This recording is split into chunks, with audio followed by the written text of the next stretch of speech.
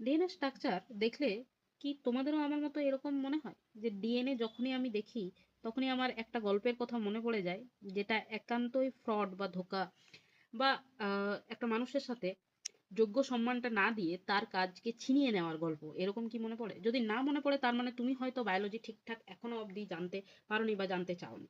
আজকে সেই বিষয় নিয়ে কথা বলবো। এই যে ডিএনএ এর এই সুন্দর রহস্যময় স্ট্রাকচার দেখতে পাচ্ছ, এই সুন্দর রহস্যময় স্ট্রাকচারের পেছনে কিন্তু রয়েছে একটা ভীষণ কষ্টদায়ক গল্প। এই যে structure of DNA, actually DNA স্ট্রাকচারটা যখন তৈরি হচ্ছিল 1951 সালের কথা বলছি আমি অলমোস্ট, সেই সময় ক্লাসিক্যাল জেনেটিক্সের সময় চলছিল, সবাই রিসার্চ করছে সময়ের সাথে সাথে।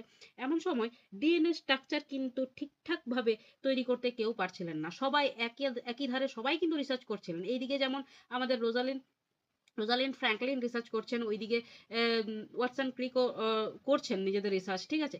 কিন্তু ঘটনাক্রমে দেখা গেল যে ওয়াটসন ক্রিকের থেকেও আগে, অর্থাৎ 1951 সালের ওই সময় 51 থেকে 53 সালের মধ্যে ডিএনএ স্ট্রাকচারটা খুঁজে বের করলেন। কে খুঁজে বের করলেন? রোজালিন ফ্র্যাঙ্কলিন, ঠিক আছে। রোজালিন ফ্র্যাঙ্কলিন এই স্ট্রাকচারটা এক্স রে এর সাহায্যে, এক্স রে ক্রোমাটোগ্রাফির সাহায্যে উনি কিন্তু এক্স রে ডিফ্লেকশনের মাধ্যমে উনি কিন্তু এই স্ট্রাকচারটা খুঁজে বের করেছিলেন, ঠিক আছে। কে বের করেছিলেন? রোজালিন ফ্র্যাঙ্কলিন, ঠিক আছে। উনি বের করেছিলেন। ওনার সাথে তোমরা হয়তো অনেকেই জানো না যে আরেকজন কাজ করছিলেন সেই মুহূর্তে, ঠিক আছে। ওনার নাম ছিল মরিস উইলকিন্স, ঠিক আছে। আমি লিখে দিচ্ছি নামটা,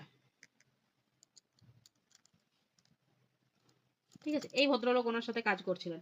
এবং যখন রোজালিন ফ্র্যাঙ্কলিন এটা খুঁজে পেয়েছিলেন, এ কিন্তু জানতো যে খুঁজে পেয়েছে। এমন সময় সে, সেই ভদ্রলোক কি করেছিলেন, এই রোজালিন ফ্র্যাঙ্কলিনের, ইনি হচ্ছেন রোজালিন ফ্র্যাঙ্কলিনের যে সমস্ত রহস্য, মানে যে যা কিছু রিসার্চ করে তিনি বের করেছিলেন সমস্তটাই, ঠিক আছে, 1953 সালে ওয়াটসন অ্যান্ড ক্রিক্সকে দিয়ে দিয়েছিলেন পুরো রিসার্চটা। এবং সেই রিসার্চ থেকে এই এই এই রিসার্চের উপর বেশ করে তারা এই ডাবল হেলিক্স স্ট্রাকচারটা কিন্তু বের করেছিলেন। এবং এবং খুবই দুঃখের বিষয় যে 1962 সালে এই ডাবল হেলিক্স স্ট্রাকচারের জন্য নোবেল পুরস্কার পেয়েছিলেন ওয়াটসন অ্যান্ড ক্রিক পেয়েছিলেন, ঠিক আছে। জেমস ওয়াটসন, ফ্রান্সিস ক্রিক, এবং তার সাথে আরেকজন নোবেল পুরস্কার পেয়েছিলেন যার পাওয়া উচিত ছিল না, তিনি হলেন যে মরিস উইলকিন্স, যে ধোকা দিয়েছিলেন, যে যে পুরো স্টাডিটা, ঠিক আছে, রোজালিন ফ্র্যাঙ্কলিনের পুরো স্টাডিটা ওদিকে দিয়ে দিয়েছিলেন। কিন্তু এই তিনজনের থেকেও অনেক বেশি দরকার ছিল তার এই প্রাইজটা পাওয়া, এই নোবেল প্রাইজটা পাওয়া। তিনি হলেন রোজালিন ফ্র্যাঙ্কলিন।